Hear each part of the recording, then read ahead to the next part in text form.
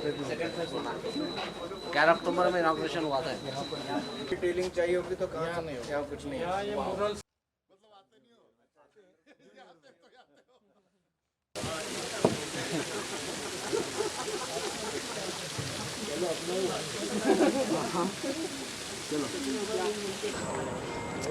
Police की भी गाड़ी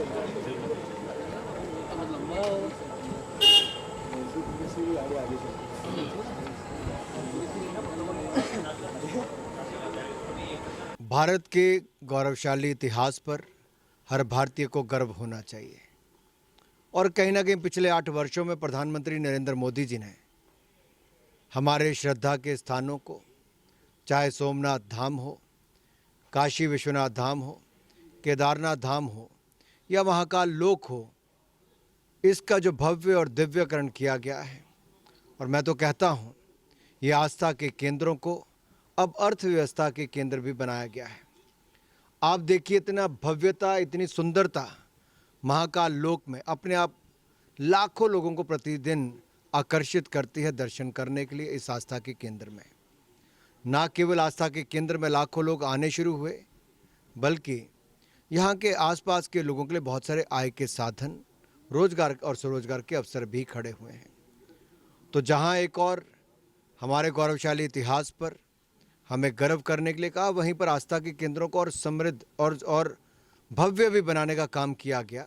और मैं कहूँगा अगर आप एक एक काम को देखेंगे कितना बारीकी से किया, उसके पीछे आपको बहुत ज़्यादा समय चाहिए यहाँ पर उसको समझने के लिए।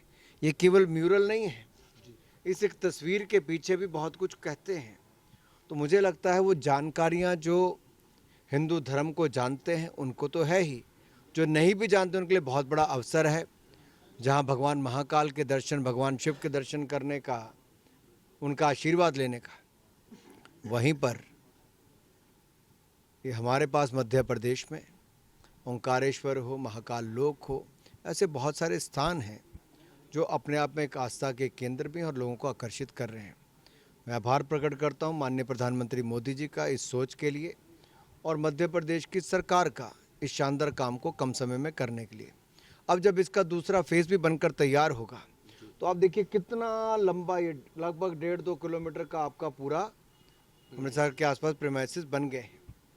और कभी यहाँ पर क्या होता था, आप कभी स्थानीय लोगों से पूछिए जो पहले भक्तजन आते थे, उनको विश्वास ही नहीं होता था कि जहाँ पर एक और स्थान मिट्टी से भरे या तंग गलियाँ या पानी भी पोल्यूटेड, आज वही अमृत सागर में एक नई जान फूंकने का काम किया है। मुझे लगता है हम सबके लिए गर्व की बात है कि ऐसा काम अब भारत में हो रहा है जो न केवल भारत के लिए बल्कि दुनिया के लिए एक बहुत आकर्षण का केंद्र बना है।